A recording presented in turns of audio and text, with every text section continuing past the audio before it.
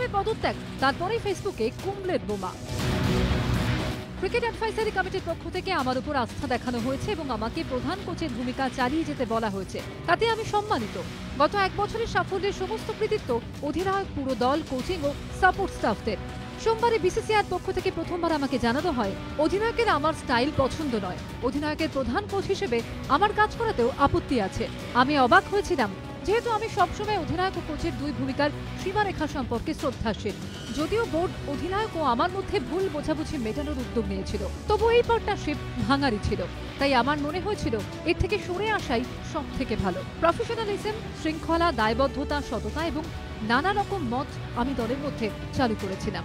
কোনো পার্টনারশিপকে সফল হতে গেলে এগুলোকে কদর করতে হয়।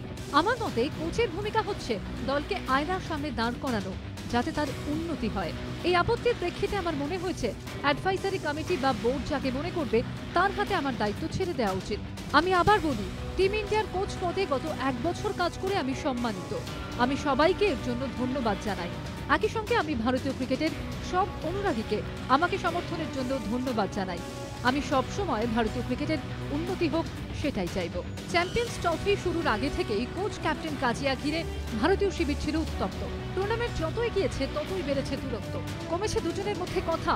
নেটে অনুশীলন হোক বা ম্যাচ চলাকালীন ড্রেসিং রুম, কুম্বলের সঙ্গে একবারও কথা বলতে দেখা যায়নি কোহলিকে।